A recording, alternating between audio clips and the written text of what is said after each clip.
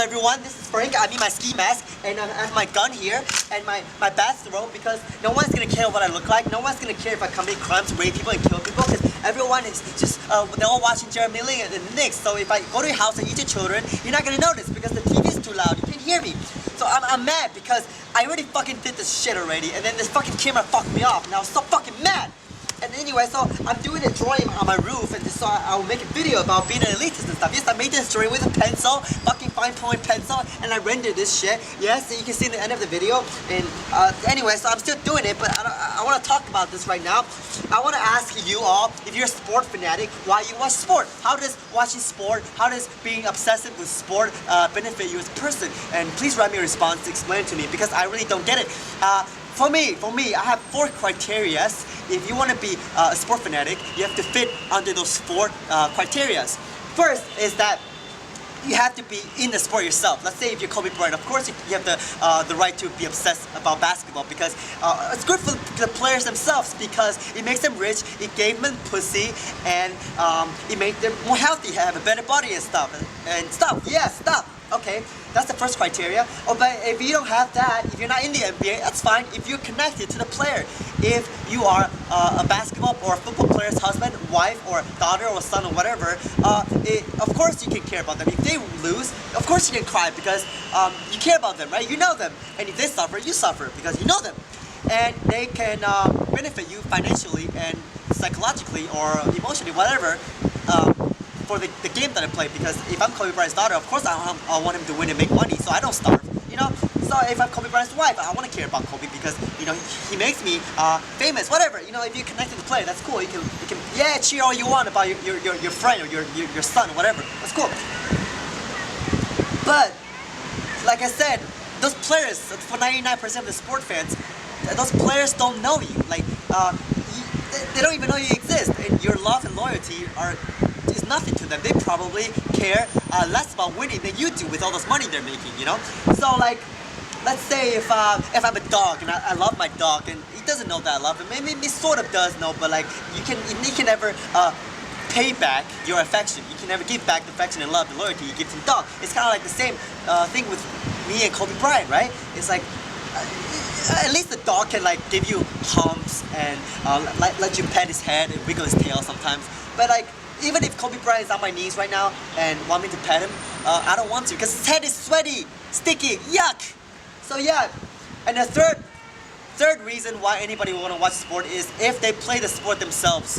Like when I was 12, I watched all the NBA, and I can justify that because I used that as a motivation for me to get stronger, jump higher, and run faster. And I did get better as an athlete, as a person, as a more fit human being because motivation from Michael Jordan, Scottie Pippen, and Dennis Rodman, whatever, made me want to become a better athlete, a better person. So okay, but 99% of the people that watch sport are sitting on their couches eating potato chips, and they're not going to use that as motivation to be a better person. In fact, the better their team does, the worse off they are because the more time they're going to sit in front of the potato couch and eat potatoes.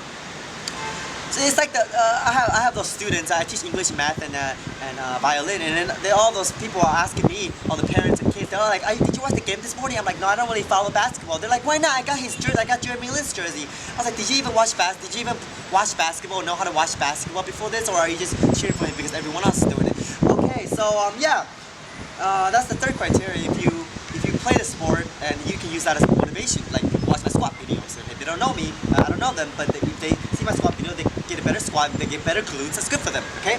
And the fourth criteria is that, I can sort of understand the fourth one, is that if you live in a city all your life, and if you live in New York all your life and the Knicks are doing good, okay, maybe you can go to the games and cheer for them because it's your city.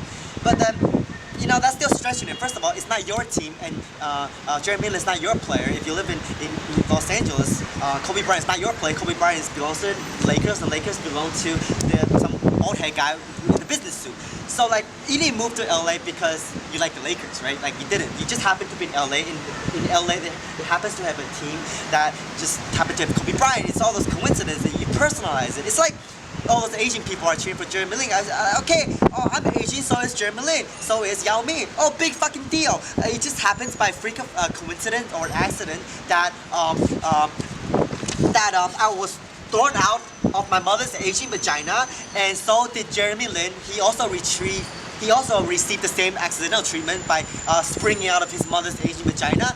And yeah, big deal, right? And, did you work your whole life, work hard your whole life to become Asian? Because one day, deep within your mind, you somehow suspect that one day an Asian player is gonna be awesome in the NBA. Did Jeremy Lin, for his whole life, acting Asian because he knows that by the time he was 23, he's gonna be in the NBA, scoring 58 points, and so he can be the spokesperson that breaks the Asian stereotype? No, I don't think so. So I don't see why people have to personalize the fact I'm Yao Ming's race. Cool. Yeah. So what else am I missing here? Yeah, so basically cover it all. And exactly, so I mean, yeah, I mean, I can understand it if you grew up in LA all your life and you're nostalgic about it. You're 3 years old and you didn't have friends, and all you did was watch Magic Johnson, and now you're emotionally attached to LA, the basketball team, the Lakers, and then now you're 58 years old, you have no pussy, and now on Sunday nights you watch Kobe Bryant, and you feel kind of good about it because you're like, oh, when I was 3, I had this memory of me watching Magic Johnson, now I'm still a Lakers fan. Cool, man. But yeah, but so tell me, why, if you're not within these 4 categories, why do you cheer for a team?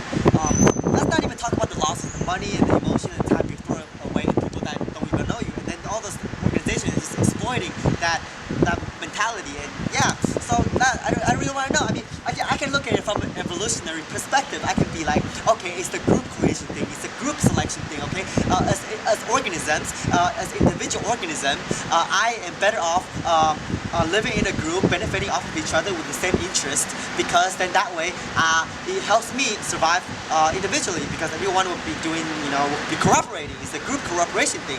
Like, let's say if I'm in a Hunters and Gatherers time, and then I'm a Knicks fan, and I have like 20 Knicks fan friends, and then we all gather together, watch Knicks game, and then next to us there's a tribe called the Lakers tribe, and they cheer and play for the Lakers, and then they have only 10 fans, and then I have 20 fans as a New York Knicks fan, and they have 10 fans as a Lakers fan. And when it comes down to war, when we want to take over territories or women, or when I want to go out to hunt, to eat, whatever, and when there's going to be a competition, I'm going to win because I have 20 fans and they only have 10 fans. So we all have the same interest. We share the same dream and goal of Lakers winning, Knicks winning the championship. So that as an individual and my offspring and my kids, my family will have better chance of surviving, and I'll have a better chance of passing on my genes because I have this group cooperation and thingy.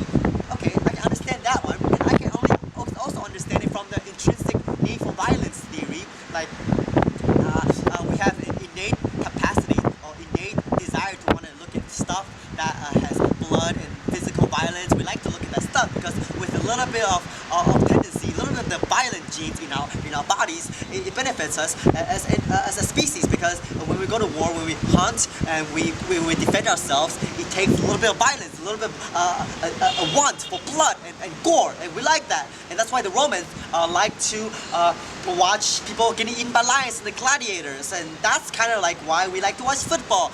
And then, I mean, I guess that answered my own fucking question, right? But like, yeah. Anyway, so does that connect with that? I don't know. Whatever. Anyway, so that's the only reason, reductionist reason, evolutionary reason.